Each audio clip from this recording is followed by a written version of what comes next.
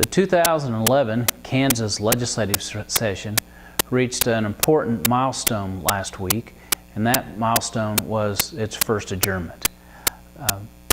On Friday afternoon, both the House and Senate wrapped up, and they will be off now until they convene on April 27, which is historically called the veto session. One of the big things that was on focus last week was the budgets, and the House and the Senate both passed their version of a bill that would have the state's 2011 and 2012 fiscal year budgets. Both versions are quite different. The Senate version has just a small ending balance for the fiscal year 2012, and the House passed a budget with about an $80 million balance.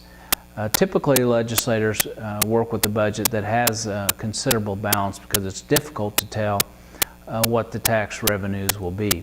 But this year, with the uncertainty and the continued decline in tax revenues, it made it more important that they at least get to a zero balance and come back April 27 and try to work out the differences. So there was a lot of bills that did pass and were sent to the governor, but a lot of bills, or at least bills that of interest to the livestock sector, are still pending. It was one of the bills that did pass on the last day was a bill to reform the workers' compensation law, and that received broad support by both the House and Senate after considerable negotiations and a package that was worked out between labor and the business community. Another bill that of interest to livestock people, as well as farmers and ranchers as a whole, was the state's ethanol incentive program. That bill too did pass and is on its way to the governor. It is a bill that was strongly supported by the grain industry and ethanol industry. It is a bill that the Kansas Livestock Association opposed. Several water conservation bills are still pending. One bill that the Kansas Livestock Association has supported would be to allow irrigators to purchase some storage capacity in Canopolis Lake.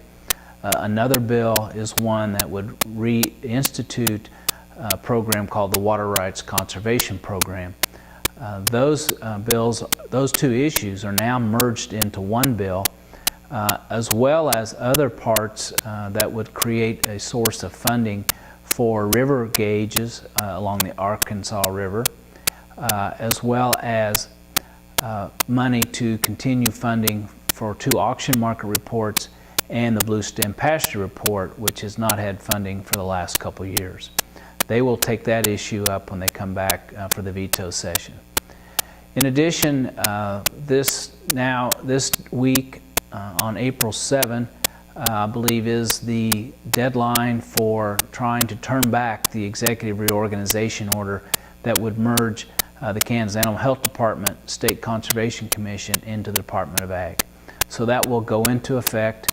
It'll be effective July 1, but the legislature has decided by not acting to let that become law. And so we'll be working with legislators through the budget process to make sure that's fit nicely and continue to have a strong animal health disease control presence.